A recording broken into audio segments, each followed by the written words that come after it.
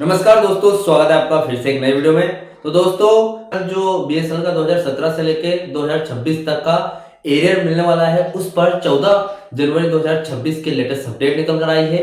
तो आज की जो अपडेट है वो एरियर के बारे में है कि जो आपका एरियर है वो मिलने की इफेक्टिव डेट कौन सी है, 2017 से लेके 2026 की। ठीक है, लेकिन यहाँ पर 2017 से लेके 2021 तक का एरियर आपको नहीं मिलेगा। अब वो क्यों नहीं मिल रहा है, इससे यहाँ पर कर्मचारियों को भारी नुकसान होने वाला है, वो आज इस वीडियो में आपको बताने वाला हूं। और साथ में पेंशनर्स के लिए राहत की खबर है, क्योंकि पेंशनर्स को कैश एरियर मिलने की जो संभावना है वो 95% तक है, यानी कि 100% उनको कैश एरियर मिलेगा। और जो कैश एरियर है, ठीक है, उसका कैश पेमेंट मिलेगा आपको 1 जनवरी 2022 से। ठीक है, तो इसका क्या मामला है, आज पूरी जानकारी डिटेल तरीके से समझेंगे। ठीक है, तो चैनल पर नए हो तो सब्सक्राइब करें। मेरा नाम है सूर्य विश्वकर्मा। जानकारी यूजफुल लगे तो लाइक करके जरूर जाना। चलिए दोस्तों, बढ़ाते हैं वीडियो को आगे।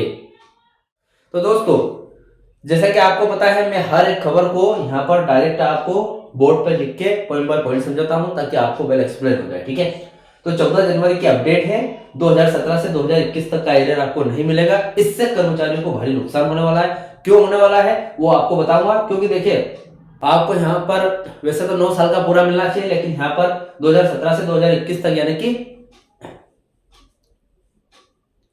4 से 5 साल का एरियर नहीं मिलेगा। तो इससे कर्मचारियों को भारी नुकसान होगा, और वो नुकसान होगा समथिंग 5 लाख से 8 लाख तक का। ठीक है, अब यहाँ पर क्यों हो रहा है ऐसा, वो आज इस वीडियो में समझेंगे। उसके बाद यहाँ पर कर्मचारियों को दिक्कत हो रही है, ठीक है, लेकिन पेंशनर्स के लिए राहत की खबर भी है।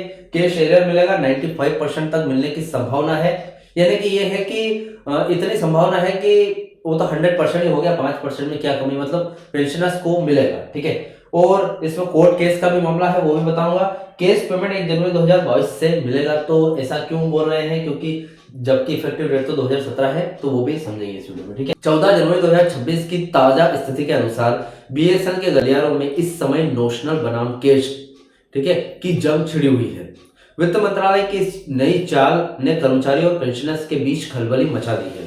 ठीक है, तो इस मामले को पूरी सटीक तरीके से समझते हैं। देखिए, पहला पॉइंट है यहाँ पर वित्त मंत्रालय की नोशनल चाल। इसका असली मतलब क्या है देख लेते हैं। ठीक है, वित्त मंत्रालय यानी कि जो फाइनेंस मिनिस्ट्री है के अधिकारियों ने जो संकेत दिया है कि वह एक तरह का बचत फॉर्मूला है।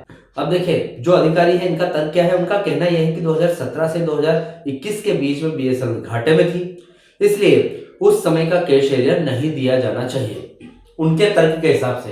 यानी कि 2017 से 2021 का 17, 18, 19, 20, 21 4 से 5 सालों का कैश एरियर नहीं मिलेगा। अब खतरा देखिए, अगर यह नोशनल लागू होता है तो 2017 से 2021 का यानी कि 5 साल का आपका सारा बढ़ा हुआ पैसा सिर्फ कागजों में दर्ज होगा। आपकी सैलरी आज तो बढ़ जाएगी, लेकिन पिछले उन 5 सालों का जो 5 से 8 लाख रुपए का बकाया है वो सरकार की जेब में रह जाएगा। ठीक है, यानी कि अगर 2017 से आपको एरियर नहीं मिलता है, ठीक है, 9 साल का एरियर होता है, 2017 से लागू हो रहा है, देखा जाए इफेक्टिव डेट के हिसाब से मिलना चाहिए, लेकिन वो अगर नहीं मिलता है और 2017 से लेकर 2021 तक का यहाँ पर जो अगर सरकार एरियर नहीं देती है, तो वो सारा पैसा सरकार की जेब में रह जाएगा, आपको कुछ नहीं मिलने वाला। वो सिर्फ कागजों पे दर्ज होगा कि हाँ, यह इस डेट से इफेक्टिव हुआ है।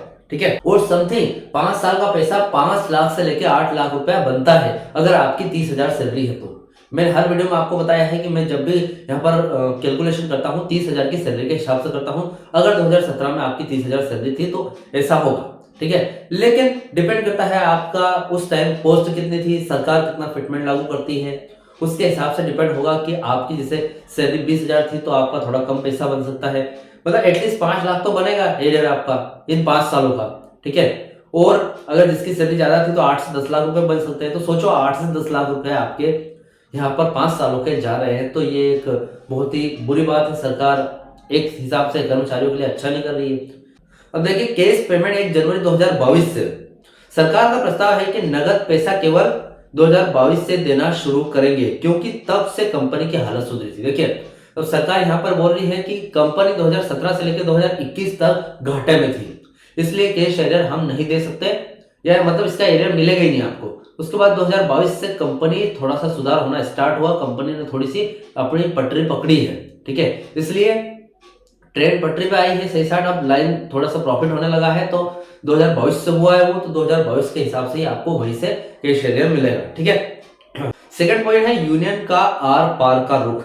5 जनवरी की मीटिंग का सच जान लेते हैं। 5 जनवरी 2026 को दिल्ली में हुई अनौपचारिक बैठक में यूनियन यानी कि AUAB ने सरकार को 2 टूक जवाब दिया है, ठीक है। उसका मतलब ये है, पहला तो ये कि भीख नहीं, ये हक है, ठीक है। यूनेस ने साफ कहा है कि थर्ड PRC की प्रभावी तारीख 1 जनवरी 2017 है, तो एरियर का हक भी उसी दिन से बनता है। सही बात है, मतलब एक ये साफ करना जरूरी है, जो इफेक्टिव डेट है उसी टाइम से हमें एरियर मिलना चाहिए, न कि 2022 से, ठीक है।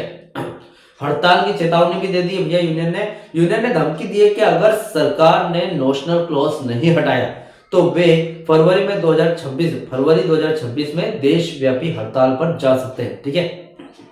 अब अंदरूनी खबर देखें। यूनियन के पास डेटा है कि 2025 में BSNL ने अच्छा मुनाफा कमाया है, इसलिए पैसे की कमी का बहाना अब नहीं चलेगा। यानी कि 2025 में थोड़ा सा मोटा मुनाफा कमाया है, जैसे कि मैंने आज से समथिंग 5-6 महीने पहले एक वीडियो बनाया था जहां पर आपको बताया था कि 262 करोड़ का प्रॉफिट कमाया था BSNL। तो 2025 की बात है भैया, ये तो 2025 में मोटा मुनाफा कमाया है, तो देखा जाए तो थर्ड PRC लागू करने में सक्षम है थोड़ी बहुत, देखा जाए तो, ठीक है। और भी 4G और 5G के रोल आउट के बाद पूरी तरीके से जब रोल आउट हो जाएगा तो और भी ज्यादा सक्षम हो जाएगी कंपनी, ठीक है। तो फिलहाल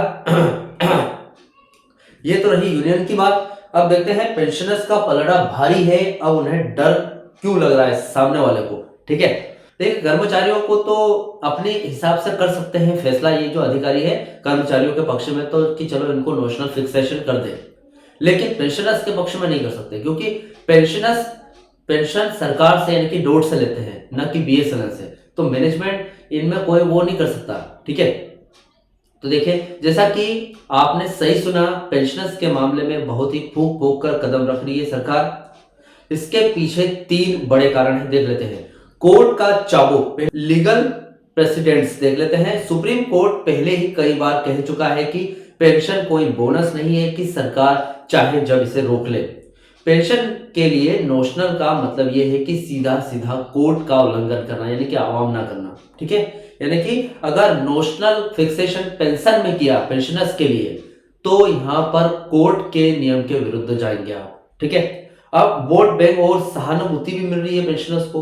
2026 में होने वाले राजनीतिक घटनाक्रमों को देखते हुए सरकार लाखों बुजुर्ग पेंशनरों को नाराज करके कोर्ट केस हारने की बदनामी नहीं झेलना चाहती, ठीक है। यानी कि देखिए, अभी राजनीति की अगर पॉलिटिक्स में जाएं तो अभी चुनाव होने वाले हैं, ऐसे में पेंशनर्स को बहुत सहानुभूति मिलेगी वोट बैंक की तरफ से, ये सभी, ठीक है। और इसके साथ ही पेंशनर्स के साथ सरकार है, क्योंकि पेंशन रिवीजन वो भी कर सकते हैं, ठीक है। अब यहाँ पर अगर BSNL या अगर चाहे, अगर बोले नोशनल फिक्सेशन का केस लेकर कोर्ट में जाती है पेंशनर्स के खिलाफ, तो कहीं ना कहीं हारने का डर है, ठीक है। और ऐसे में बोल रही है कि भैया बुजुर्ग लोग हैं, इनसे कौन भिड़ेगा, है ना। तो यहाँ पर भी एक फायदा हो जाता है पेंशनर्स को। डोट की जिम्मेदारी क्या है, देख लेते हैं। वर्किंग कर्मचारियों का पैसा BSNL को देना है, लेकिन पेंशनर्स का पैसा डोट यानी कि भारत सरकार को, ठीक है। यानी कि जो फिलहाल एम्प्लॉइज है जो काम कर रहे हैं वो BSNL देगी उनको पैसा, लेकिन यहाँ पर एरियर की बात करें तो सरकार के पास से आएगा सब कुछ, ठीक है, क्योंकि पेंशन सरकार देती है पेंशनर्स को। बस वे PSU के लिए एक गलत मिसाल सेट करने से बच रहे हैं, ठीक है। अब आज की अपडेट देख रहे हैं 14 जनवरी 2026 की। आज की ताजा खबर यह है कि मैनेजमेंट कमेटी MC ने एक बीच का रास्ता निकालने का सुझाव दिया है कि प्रस्तावित समाधान 2017 से ही कैश एरियर दिया जाएगा, लेकिन उसे सालाना किस्तों में बांट दिया जाएगा, ताकि सरकार पर या फिर BSNL पर एक साथ बोझ न पड़े, ठीक है। देखिए दोस्तों, यहाँ पर एक बात आती है, अगर ये सालाना, मैनेजमेंट ने ये रास्ता तो निकाला है कि सालाना आपको एरिया, जो 9 साल का एरिया है वो सालाना किस्तों में दिया जाएगा, लेकिन देखिए जरा एक बात सोच के देखिए, थर्ड PRC जो कि 2017 में लागू होनी थी, 9 साल कर दी, अभी तक लागू नहीं हुई। इन्होंने कहा है कि 5 से 7 साल की किस्त बनेगी और आपको दिया जाएगा, ठीक है। अभी तो कंपनी बोल रही है कि जस्ट 5 साल की किस्त बनेगी, हो सकता है ये 5 को 10 साल कर दे, ठीक है। कल का किसने सोचा। तो भैया देखा जाए तो कैश मिल जाए तो हाथों हाथ वो पैसा काम में आ जाएगा, लेकिन किस्तों में पूरी जिंदगी निकल जाएगी, हो सकता है, ठीक है। पेंशनर्स के लिए अलग से एक फाइल चलाई जा रही है ताकि उन्हें बिना किसी नोशनल पेश के 2017 से पूरा कैश एरियर मिल सके। मतलब पेंशनर्स के लिए तो राहत की खबर है, कैश एरियर मिलने की 95% संभावना है भैया। आगे क्या होगा? अगले 15 से 20 दिन बहुत ही महत्वपूर्ण है। अगर 26 जनवरी तक बोर्ड कोई ठोस फैसला नहीं लेता है तो यूनियन कोर्ट का रुख कर सकती है। स्थानीय भाषा में कहे तो सरकार चाह रही है कि कम से कम देना पड़े और यूनियन अड़ी है कि एक एक रुपया वसूलना है। ठीक है, यानी कि थर्ड पार्ट से तो लागू करनी है, लेकिन एरियर पूरा पूरा मिलना चाहिए, एक एक रुपया नहीं छोड़ेंगे भैया।